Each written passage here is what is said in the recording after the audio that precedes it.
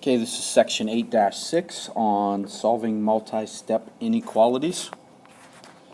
We're going to start with example number 1.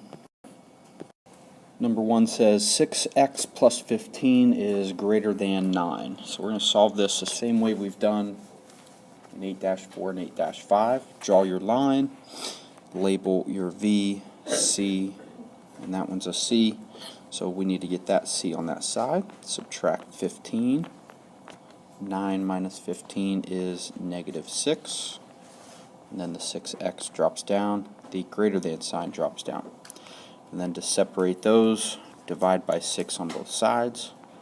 So x is greater than negative 1. That's your final answer. It also wants you to graph that. So if we were graphing, put 0, negative 1 is right there. This would be an open circle, and it's saying greater than, so that's pointing to the right. So shade everything to the right. And that's all. Let's go to example 2.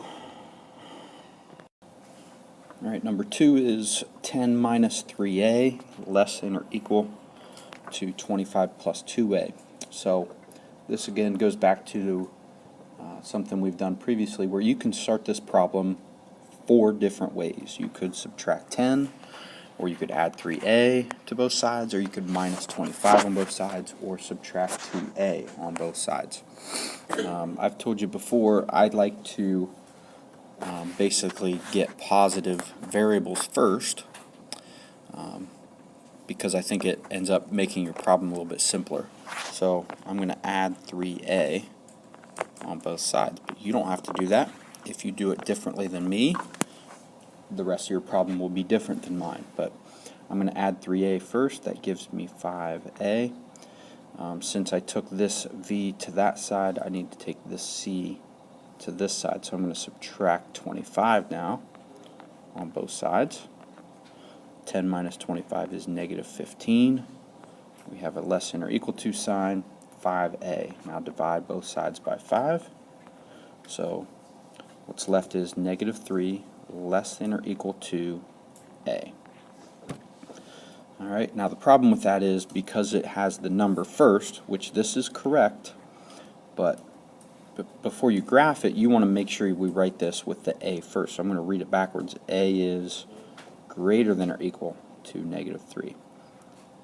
Now that the letter is first, I can turn, or basically graph this inequality. So I've got 0, and I've got 1, 2, 3. That's negative 3. And it says greater than or equal to. So I'm going to open or close circle on negative 3, and it is shading to the right since it says greater than. So I shade everything to the right. And that's my answer on that one. Now, just so we do it differently and you can see it differently, I'm going to do that one again, but I'm going to do something different first. So let's do that. Alright, so here we go again with the same problem. Last time I added 3a first. This time I'm just going to pick something different so you can see how this changes the problem, but we still get the same answer. This time I'm going to subtract 2a. Alright, so now this is how this changes it. Those a's are gone. This time it's a negative 3a minus 2a. The signs are the same, so you add. You get a negative 5a.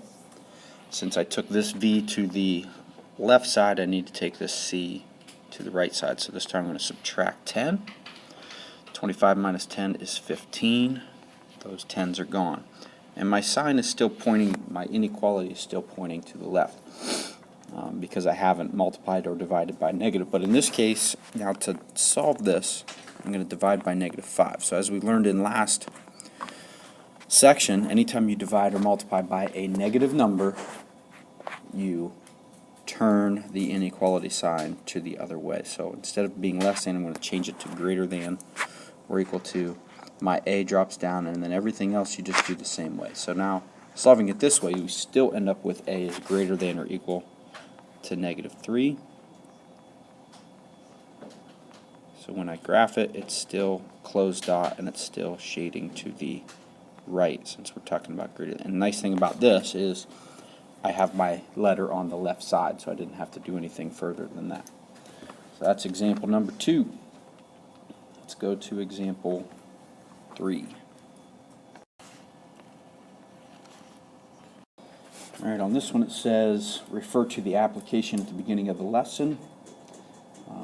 And that's on the previous page where it talks about a rule of thumb for training is that you will generally have enough endurance to finish a race that is up to 3 times your average daily distance. And that's part of what you're going to apply to this question. So then it says Tammy wants to be able to run at least a standard marathon, which is 26.2 miles. If the length of her daily run is about 4 miles, how many miles should she increase her daily run by to meet her goal? So in this, basically, her average daily distance, we want to increase it by something. And you can see this in the example. She runs 4 miles a day, but she wants to increase it by D miles, because that amount times 3 needs to get her to a greater than or equal to 26.2 miles, which is the standard distance. So that's the trickiest part, I think, is setting up the inequality. Those are kind of tricky. But now that we've set it up, now we're going to solve by distributing. 3 times 4 is 12.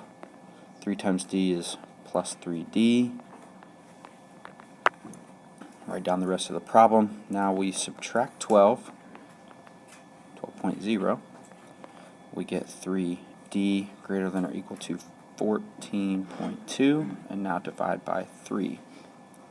So my final answer here is D is greater than or equal to, and if you divided that, it would be 4.73 repeating, and that would be miles. So in other words, she needs to increase what she runs 4.73 repeating miles. So total, she would need to run about 8.73 miles average in order to be able to finish a marathon.